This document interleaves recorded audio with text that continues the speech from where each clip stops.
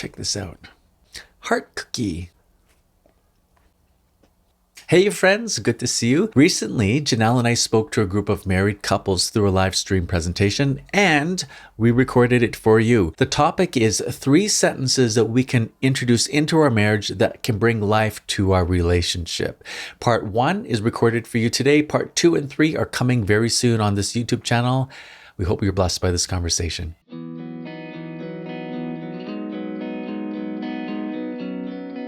How we can insert these magic words into our conversations and make our marriages better. Well, great. These magic words, I have to tell you something about these magic words, because when we were asked to do this presentation, I said, Janelle, we've been asked by FFI to speak on 3 words about marriage, 3 phrases. And you said, And right away I don't know, I'm sure you told me what it was, but in my mind, all I heard was yes, no, maybe.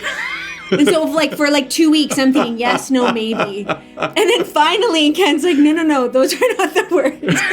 So Janelle has a whole different talk. If you want to hear it, you check out her platform on yes, no, maybe. No. Anyhow, we will speak on what you've asked. Today, we're going to talk about thank you, sorry, and please. And Janelle had a great idea about starting off. So how you wanted to start off? Well, let's start off in a joyful way, because I know we always feel better. It's uplifting when we say words of gratitude to one another. So do you want to start? Or I'll start.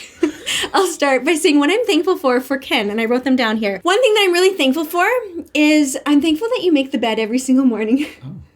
That really makes me happy, because I walk into a clean room and that I just enjoy that. I'm also thankful that you're a great conversationalist. Today we hosted a Valentine's party with I think 25 kids and some moms, and Ken decided to hang out with the moms. And he just spent the whole time chatting, and I was just so thankful that he was there. Thirdly, you take personal interest in each child. So thank you. You're welcome. Yeah. So 3 things I'm grateful for you. You're just so orderly. And the order that you create in our home also brings peace. And so I really appreciate that. Thank you. The other thing, your consistent joy. One of the things that, our emotions are up and down, but you consistently choose joy. And I know sometimes it's hard, but you choose it, and I'm very grateful. And the third thing, our chats. Oh, okay. Just how at the end of the day, the kids go to bed and Janelle just sits down on the couch, or if we're in bed at the same time, we have this chat, and you just freely share with me. Yeah, and he listens freely. The whole day comes out, and I love that. I love hearing what's going on, and I love sharing too. Well, thank you. Anyhow, so it doesn't, when we're sharing words of gratitude, it can be much simpler than that. It can just be like, hey, thank you so much for, helping me with the groceries or whatever, But that was a little more lengthy. So, anyhow, 3 phrases that, why are they important to know? Oh, yes, because these words are really crucial. And the reason why they are crucial is because they are virtuous. And we need to grow in virtue, because virtue is how we become holy. And when we become holy, that's how we get to heaven. And that is the goal. And the goal of our marriage is to get one another to heaven. So if we aren't practicing words of sorry, please, and thank you, then we are not going to be growing in virtue. So there are virtuous acts in terms of gratitude. I mean, that's a specific virtue, but to be able to say sorry, thank you, and please, each one requires virtue. And each one of those is also related to the cardinal virtues, which is justice, temperance, fortitude, and I missed prudence. And so in some way, to be able to express one of these phrases, it also is drawing upon the strength of those cardinal virtues. And I wanted to mention at the beginning, what's a cardinal virtue? The cardinal virtues have every human virtue underneath one of those 4. So every virtue that you can think of, not talking about the theological virtues, but the human virtues, every one is underneath one of those 4. And the cardinal virtues, the word cardinal comes from a Latin word, I believe it's cardo. But anyways, that word means hinge. So that means every good action that we do swings on one of those 4 virtues. And these expressions that we have in our marriage, thank you, sorry, and please, requires an exercise in some way of each one of those virtues. Now, we're not going to specifically explain how, but I thought it'd be good to to be aware of that. And I want to draw your attention to, how do you feel about being around a virtuous person? What's your thoughts? Oh, I love it. I love being around a virtuous person. It makes me want to be more virtuous. It really challenges me, especially if they're being more virtuous in areas where I'm really weak.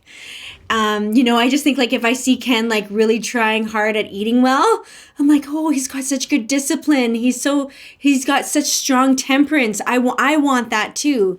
And it helps me. And so I feel like it's beautiful when you surround yourself with virtuous people, you can't help but want to be virtuous. And one thing that came to my mind is that when you're around virtuous people or a virtuous person, you feel safe.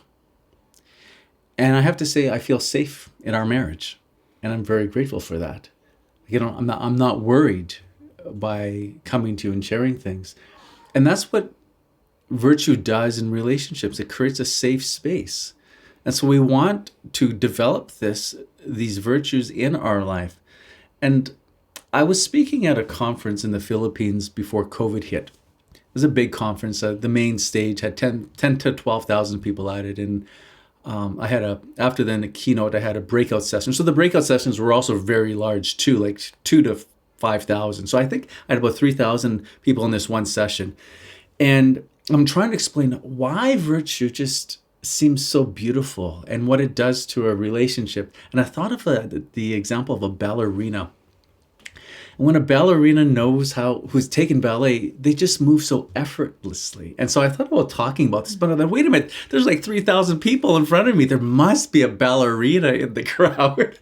So I said, is anyone here who's taken ballet for a number of years? And right away, a young lady put up her hand. She was in the front right, many years of experience. So I asked her to come on stage and to show everyone a move.